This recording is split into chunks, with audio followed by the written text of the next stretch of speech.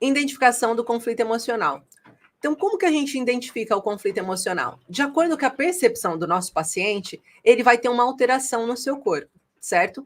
Eu falei agora há pouco, por exemplo, um paciente que está se sentindo desprotegido, um paciente que está sempre sentindo que a sua voz não é ouvida, ele está sempre sentindo-se injustiçado, ele pode ter realmente passado por alguma situação em que ele foi agredido, em que ele sentiu que o espaço físico dele, ou até auditivo, tenha sido invadido e ele se sentiu desprotegido de alguma forma, ele se sentiu atacado injustamente. Isso acontece muito em processos laborais, quando o seu patrão vem e grita com você injustamente, quando o seu patrão vem e te humilha injustamente ou fala com você de uma forma que você se sinta, que você fala assim, meu Deus, mas eu não fiz nada para merecer isso.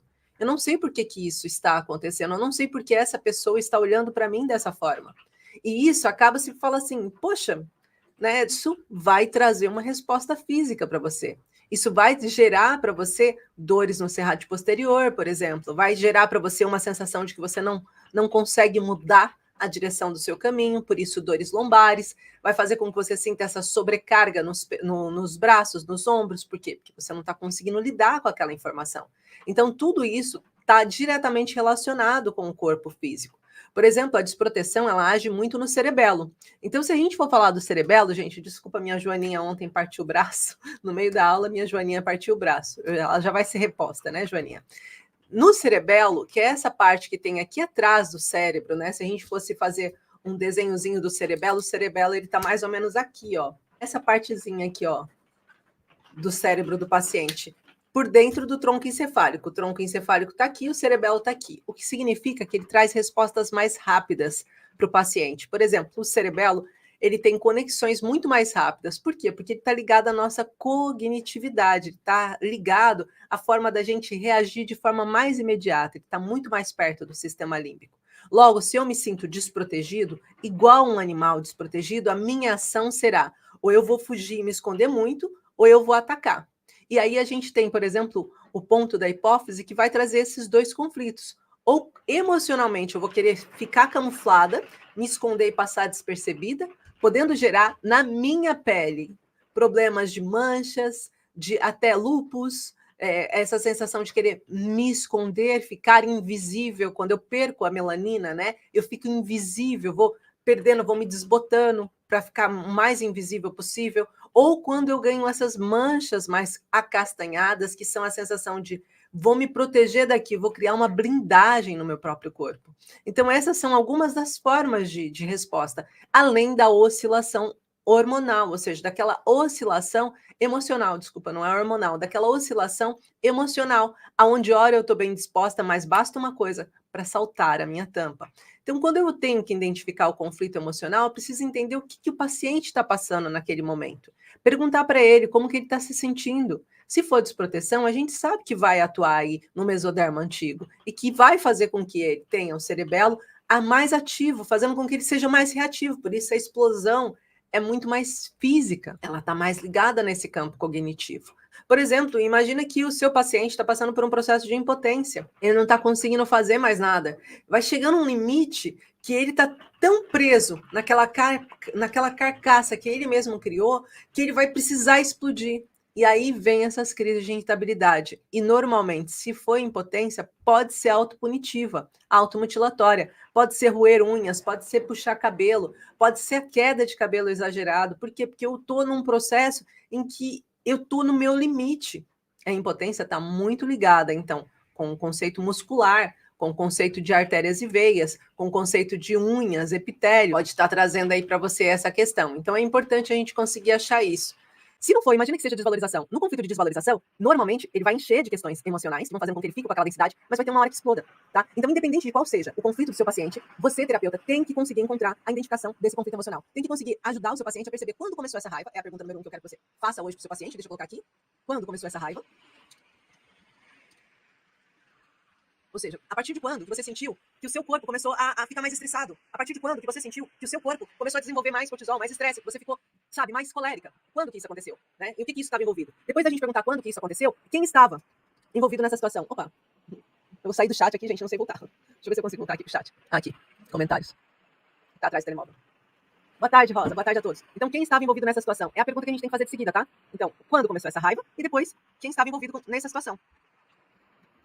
E vocês vão perceber uma coisa, nessas perguntas simples. Quando você perguntar quem estava envolvido nessa situação, o seu paciente vai demonstrar que ele ainda hoje não se sente bem à beira dessa pessoa. Por quê? Porque ela guardou essa marca emocional. Ela pode ter virado uma âncora de imagem, inclusive, para ela. Quando eu olho para essa pessoa, eu fico extremamente estressada. Tá bom? Então, isso é um ponto importante. Então, quando a gente está falando sobre encontrar, identificar o conflito emocional do paciente, a gente precisa conseguir compreender o que está acontecendo com aquele paciente naquele momento. O segundo passo que nós precisamos é entender como criar um desbloqueio emocional dele. Porque se aquilo está acontecendo, como que eu vou ajudar o meu paciente a sair dessa situação? Então, nosso segundo ponto dessa live de hoje que eu quero que vocês guardem é encontrar uma forma de desbloqueá-lo emocionalmente, de fazer com que as coisas que estão afetando ele possam desafetar, possam ser menores, ter menos impacto nele. E aí a gente tem algumas coisas pra gente entender. Quando o paciente entra no conflito emocional, isso afeta os 3 níveis dele. Eu tô sempre falando isso e eu quero que vocês decorem muito isso. E eu sempre pego aqui pra vocês os 3 pilares aqui, ó, pra vocês entenderem. Então, eu ativo o lado emocional do meu paciente, porque é um conflito emocional que a gente acabou de falar, se ele tá se sentindo desprotegido, se ele tá se sentindo impotente, se ele tá sentindo que algo está acontecendo, que tá trazendo pra ele desvalorização, que ele tá perdendo alguma coisa, que ele tá sentindo um estado de sobrevivência, isso vai afetar o emocional dele. Assim que o emocional dele é afetado a partir do trauma, do exercício do trauma, vai desenvolver um foco de Hammer. Ou seja, na mente dele vai criar uma resposta neural. E essa mente dele vai ter essa resposta neural ativa. Então é a partir da resposta neural que o seu paciente criou que vai criar estímulos físicos pro seu paciente. As respostas físicas. Ele vai ter dor no estômago, por exemplo, e aí o estômago dele vai começar a trazer pra ele esse sentimento de impotência, de desvalorização de si mesmo, a ruminação do conflito, ou vai criar para ele uma questão asmática, se é sobrevivência, ele vai desenvolver sinusites, rinites, o tempo todo vai estar em constantes problemas relacionados aos broncos ou aos alvéolos pulmonares, com pneumonias, mesmo se for uma questão territorial. Então tudo isso vai ser a forma que o corpo dele vai desenvolver essa conexão. Então nós precisamos estabelecer esse triângulo, aonde nós temos o emocional do paciente, nós temos o mental do paciente, nós temos o físico do paciente. Quando nós falamos de desbloquear emocionalmente o paciente, nós não podemos ter uma técnica que só vai atuar no mental, porque se só atuar aqui, não vai adiantar para o paciente. Você vai demorar mais para ter resultados. Por quê? Você pode trazer uma nova resposta neural para esse paciente, mas se ele não tiver esquecido aquela emoção, ou se ele estiver ainda em conflito com o estressor ativo, ele vai voltar a desenvolver aquele mesmo tipo de problema. Então vai ser aquele paciente, terapeuta, que vai no seu consultório, que é atendido, que fica bem, mas passado pouco tempo tem que voltar. Por quê? Porque aquela situação foi resolvida só em um nível. Nós precisamos resolver nesses 3 níveis o nosso paciente, tá? Então, nós temos que ter um objetivo em que ajude ele mentalmente, ajude ele emocionalmente, vou colocar aqui a mão no coração, apesar de saber que não é no coração que estão as emoções, tá, gente? Só pra ficar claro. Ajude ele emocionalmente e crie para ele novas respostas físicas. Ficou claro para vocês isso? Me respondam aí no chat se ficou claro que o desbloqueio só vai funcionar nesses 3 níveis. Se não for nesses 3 níveis, não adianta. Seu paciente vai ter uma melhora, mas depois não vai trazer a resposta que você tanto procura e tanto deseja dentro do quadro dele, vai continuar desenvolvendo a irritabilidade cada vez maior, afetando cada vez mais o seu fígado, cada vez mais o seu rim, principalmente em oposições, conflitos que estejam envolvidos com financeiras também, vai estar afetando o seu fígado também, tá bom? Então, o que nós podemos fazer quando nós falamos sobre essa questão do desbloqueio emocional do paciente? Se no primeiro ponto, o primeiro passo, a gente identificou o que era, vamos trazer aqui uma situação. Nós entendemos que o que tem afetado o seu paciente é o fato dele estar com uma alta demanda de trabalho e o seu chefe cada vez cobrando mais uma postura em que ele tem que trazer cada vez mais resultados. E isso está trazendo para ele um sentimento de pressão, um sentimento de será que ele não vê que eu estou ocupado? Será que ele não está enxergando que tem tantas outras pessoas que poderiam estar fazendo e não fazem? Por que sempre comigo? E ele vai se sentindo desvalorizado e desprotegido, porque não tem ninguém que olhe pelo lado dele. E isso vai trazendo para ele consequências físicas. Então, quando a gente vai falar do desbloqueio emocional, esse paciente que chegou no meu consultório para ser atendido, eu vou falar com ele assim: olha, como que a gente consegue diminuir isso? O que a gente pode fazer para diminuir isso? Na sua mente, o que você está sentindo? Aí ele vai dizer que na mente dele, ele está se sentindo desvalorizado, por exemplo, ou ele está se sentindo extremamente pressionado, e isso está fazendo com que ele se sinta em estado de sobrevivência. Então vamos pensar que ele diga para você que ele está em estado de sobrevivência. Esse paciente já está desenvolvendo rinites alérgicas o tempo todo. Ele mal chega no trabalho, ele começa a espirrar. Ele põe um pé dentro e começa com crise de alergia. O que está acontecendo? Ele tá ganhando uma alergia do trabalho. Literalmente, ele não está conseguindo estar naquele espaço. Ele está se sentindo sufocado, em estado de sobrevivência. Não consegue se desenvolver naquele espaço mais, está se sentindo totalmente nesse estado de sobrevivência. Como que a gente vai fazer esse desbloqueio emocional? Ok, entendemos que é um estado de sobrevivência e nós precisamos agora agir nos 3 níveis. Então, qual é a primeira coisa que nós precisamos identificar? O que do seu trabalho são as pessoas, ou o que está acontecendo é o lugar, é o próprio lugar que está te trazendo esse conflito. Lembrando que o Dr. Hammer sempre fala que no conflito emocional, imagina que essa pessoa estava convivendo com um ambiente que tem um certo tipo de cheiro. Um cheiro de bolor, por exemplo. Imagina que no escritório dele tem um cheiro de bolor. Se ele tiver uma crise, uma briga, uma discussão naquele ambiente de bolor, e ele desenvolver um gatilho, uma âncora de imagem, um trilho emocional relacionado ao cheiro, ele vai desenvolver alergia ao bolor, a essa umidade, relacionada ao conflito que ele viveu, porque foi isso que ele guardou. Então é importante a gente conseguir compreender se é o espaço ou se é uma pessoa que está trazendo para ele esse sentimento de sobrevivência. Tá? Então agora, emocionalmente, como que a gente consegue ajudar esse paciente? E aí a gente vai para o terceiro passo, que é a reestruturação da resposta neurológica. E para isso, foi exatamente assim que eu desenvolvi a modulação neuroplástica noturna. Foi exatamente assim que eu percebi que, peraí, eu preciso ajudar o meu paciente a criar uma nova resposta neural, porque senão não adianta eu pegar e falar para ele emocionalmente o que está acontecendo, ajudar ele a resolver o emocional, mas a mente dele cria um padrão subconsciente que não está sendo atingível. Então, a modulação neuroplástica noturna, ela serve exatamente para isso, para alinhar as memórias que ficaram guardadas nas mais diferentes áreas cerebrais e que ele pode fazer enquanto ele dorme. Então, no momento em que ele está dormindo, ele vai usar aquele áudio para sair daquele padrão de repetição. E por que no momento que ele está dormindo, Gi? Pensa comigo. Quando nós estamos acordados, se eu falar pra você uma coisa que você sabe que não é verdade, você vai ficar mais resistente, não é? Se eu falar pra você assim, olha, você é capaz de saltar do quinto andar de um prédio, você não vai cair estatalado no chão. Você vai conseguir até andar depois em seguida. Você vai acreditar nisso? Você não vai acreditar. Porque você sabe que se você cair de uma altura de 1 metro, às vezes a gente já fica com o joelho doendo, não sei vocês, mas a humanidade aqui, saltinho no joelho, já diz, opa, peraí, não tem substituto, né? Então, quando você tá pensando nisso, você já cria uma defesa. Você diz assim, não, isso não é possível, isso não acontece. E é sobre isso, o seu cérebro, a sua mente subconsciente, ela tem maior poder do que a sua mente consciente. E o que ficou guardado na sua mente subconsciente como um padrão, ela vai condicionar. ela vai condicionar as suas ações, as conscientes e as subconscientes. Já se você estiver desenvolvendo um padrão consciente, você ainda tem uma margem para ver se aquilo é real ou não. É a mesma coisa que eu vi aqui para vocês agora e disser que essa caneta aqui é mágica e tudo que eu escrevo com ela, eu consigo com a tampa dela apagar. Você vai pensar, nossa, mas eu acho que ela não é mágica. Eu conheço uma caneta assim, mas talvez a dela seja diferente. Olha, vocês abriram um espaço para dúvida de acordo com o que eu falei. Aí eu falo, não, olha só a ponta dela, tá vendo? A ponta dela é diferente. E quando eu escrevo com essa ponta da caneta, ela, assim que eu escrevo, e eu passo aqui, ó, tá vendo? Ó, sumiu tudo, não tem nada escrito. Aí você vai começar a criar referências sobre se aquilo é mais verdade ou é mais mentira do que eu tô falando. Porque é a primeira vez que eu tô te apresentando isso. Só que o nosso cérebro, ele reage de forma instintiva ao que ele já conhece como padrão. Por isso que a gente chama as crenças de crenças limitantes. Aquilo que foi incutido em você desde a sua infância fica como uma grande verdade, mesmo quando não é. E pra vocês entenderem isso, né, agora nessa resposta número 3, eu queria falar pra vocês de um experimento que foi feito, eu acredito que foi em Washington, com 5 macacos. 5 macacos foram colocados numa sala. E aqueles 5 macacos tinham uma escada naquela sala e uma penca de bananas. Então, quando os macacos chegaram lá, eles ficaram malucos, viram uma banana e foi logo um, começou a subir. Assim que ele começou a subir, foi disparado um choque elétrico, na escada, e à volta, e todos os macacos que estavam lá sentiram esse choque. Um choque doído. Logo em seguida, eles passaram um tempo e esqueceram que aquilo tinha acontecido o choque. Então, o macaco foi tentar novamente, um outro macaco foi tentar subir. E assim que subiu, novamente sentiu a sensação de choque. A partir dali, ninguém mais queria subir para ter o choque. Então, os cientistas desligaram o choque, já não ia dar choque em ninguém, só estavam à espera do macaco que subisse. Uns 2 dias depois, o macaco decidiu subir. Eu não sei se foi 2 dias depois ou horas depois, tá, gente? Mas o macaco decidiu subir. Um outro macaco foi subir. Quando ele foi subir, os macacos tiraram ele lá de cima e espancaram o macaco para ninguém sentir o choque. Mas atenção, ninguém estava levando choque. Mas eles repetiram o padrão da resposta que eles já conheciam como verdade. Subiu a escada, vai levar choque. A partir daí, eles tiraram o primeiro macaco, um dos macacos da jaula, e colocaram um macaco novo. O macaco novo chegou, viu a banana e foi subir. Quando foi subir, os macacos bateram naquele macaco e ninguém conseguiu subir para pegar a banana. E assim sucessivamente até substituir o último macaco. E acreditem, todos os macacos tinham sido substituídos, mas mesmo assim eles continuavam batendo, sem saberem o motivo. Sabe aquela frase? Eu não sei porquê, mas eu sei que é assim? Isso é uma replicação dos nossos padrões que já vem da nossa família. Então, quando a gente está falando da reestruturação neurológica, ela é essencial para que o meu paciente não desenvolva uma resposta lógica que ele já está acostumado. Por isso a dificuldade, por exemplo, da gente emagrecer, gente. A gente começa fazendo a dieta e no primeiro dia até parece fácil, a gente vai sair tudo à risca. Mas no segundo dia, a gente começa a ser condicionado àquilo que já está acontecendo, que já é natural pra gente da nossa vida toda. Ou seja, a gente começa a entender que, eu só vou fazer isso, o nosso padrão vai ser a mesma coisa. Então, pra gente modificar o nosso padrão é muito mais difícil. E por isso a resistência do paciente a ter uma melhora no seu equilíbrio emocional, se você não incutir uma nova resposta neural. Ficou claro pra vocês isso? Sim, seria relacionado ao campo mórfico, Paulo, aquilo que eu falei, tá? Ok, obrigada. Se alguém tiver alguma pergunta, coloca que a gente tá indo pro 4º passo.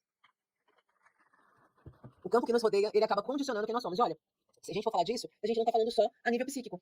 Vou trazer 2 evidências científicas para vocês. A primeira evidência científica, uma das maiores pessoas que falam sobre depressão, agora eu esqueci o nome dela, não vou citar o nome errado aqui, mas ela fala sobre a depressão ecológica ser muito mais intensa do que a depressão hereditária ou psicológica. Então, o que seria isso? Quando eu convivo com uma pessoa, com um paciente depressivo durante muito tempo, eu teria uma tendência muito maior de me tornar uma pessoa depressiva. Por quê? Porque o padrão que eu estou vendo na minha frente é o padrão de uma pessoa depressiva. Mas não só, eu quero aqui abrir um espaço que ela não defendeu, mas como eu já defendo isso, eu vou trazer aqui esse esclarecimento. Olha só, se eu tô vendo que a minha mãe não sai da cama, eu tenho 7, 8 anos, eu não sei o motivo, eu não entendo sobre depressão, eu não sei o que tá acontecendo com ela, mas eu vejo que ela não sai da cama, ela nunca vai de férias comigo, os amiguinhos todos vão brincar, mas eu fico em casa, todo mundo sai, passeia, mas eu continuo aqui, o que eu vou pensar? Minha mãe não me ama. Eu não vou entender que ela tá condicionada numa doença. Eu não tô vendo nada físico nela. Uma coisa seria eu ver minha mãe operada em cima de uma cama, mas outra coisa é eu ver minha mãe perfeitamente normal em cima de uma cama e não saber por que ela passa o dia inteiro na cama. Eu vou pensar que ela não gosta de mim. Qual é a chance de eu desenvolver? A partir daí, desvalorização, acumulativa, desproteção. Eu me sinto desprotegida, não tem quem me proteja, sou eu que tenho que fazer as minhas próprias coisas porque minha mãe não consegue. Então eu desenvolvo, sim, depressão a partir daquilo que eu vou vendo, dos traumas que eu vou vivendo, né? Então esse é um ponto importante. E a segunda coisa, Bruce Lipton fala na epigenética que quando eu convivo com uma pessoa ou quando eu convivo com um ambiente, aquele ambiente tem mais capacidade de me mudar e me alterar do que a minha própria genética. Então, isso também é muito importante pra gente entender a capacidade do campo mórfico de influenciar a nossa vida, tá? E agora a gente vai pro último passo, então, que é o 4º passo, a consolidação de um novo estado emocional. Se a gente entendeu que o nosso paciente, ele tá passando por um processo de estresse, que tá se repetindo, a gente percebeu que o corpo daquele paciente também tá sofrendo, a gente acabou de alterar mentalmente, mas vai adiantar eu só alterar mentalmente se eu não tiver corrigido o emocional dele, se eu não tiver alterado as condições das respostas físicas dele, aí eu vou continuar com aquela dor nas costas, talvez se eu continue ali, naquele padrão. Ou quando eu tiver contato com o meu estressor ativo, eu volte a ter a mesma reação. Então, pra ajudar isso, pra fazer com que o seu paciente possa ter uma melhoria, por exemplo, nós que somos terapeutas biomicrohertz, nós trabalhamos com a desobstrução dos ductos emocionais. Então, se eu sei que o meu paciente, ele tem ali o CO8 ativo, né? Se ele tem ali o fígado dele afetado, eu sei que eu preciso desobstruir esse fígado. Normalmente, quais são os pontos que vão estar relacionados ao equilíbrio emocional? Olha, a gente vai estar aqui com as suprarrenais ativas, a gente vai estar aqui, ó, com o fígado ativo, a gente vai desenvolver também um S6 aqui, o timo, que vai baixar a imunidade, talvez também o 10, que vai fazer com que eu tenha essa oscilação de humor, tá bom? Então é importante a gente ir lembrando quais são os pontos. Hoje eu também falei pra vocês da hipófise, que estaria aqui, ó, nesse pontinho aqui da garganta, aqui, ó, exatamente aqui, estaria aqui nesse ponto. E desobstruindo esses ductos emocionais, nós conseguimos que o nosso paciente deixe de ter as queixas físicas. Então não adianta eu só ir no campo. A gente começou hoje pelo campo emocional, com equilíbrio, né, falando do equilíbrio emocional e o ponto 1. No ponto 1 a gente falou sobre a importância, deixa eu só voltar aqui pra falar direitinho, a identificação do conflito emocional, então agimos da forma emocional. No segundo passo, nós falamos sobre desbloquear o emocional, ou seja, agora que a gente sabe qual é a emoção, o que tá causando a emoção, por que tá acontecendo essa emoção comigo? E depois a gente então vai a campo neural, que é o terceiro, a reestruturação da resposta neurológica. E por último em si, e não menos importante, a gente precisa criar então uma nova aqui, a consolidação do novo estado emocional. Fazer com que esse paciente reaja de uma forma diferente para que o corpo dele seja liberado e que ele possa deixar de sentir os sintomas físicos, aquela dor no estômago enorme que tá afetando ele, aquela sensação de dor lombar, aquela dor no serrátil posterior que tá afetando ele, para que ele possa voltar a desenvolver uma vida com alegria, tá? Agora, ponto importante que eu quero trazer aqui nas considerações finais é que é muito importante a gente falar para o nosso paciente que esse estresse corresponde a um acúmulo. Esse estresse corresponde ao momento dele não estar conseguindo se exprimir com tranquilidade.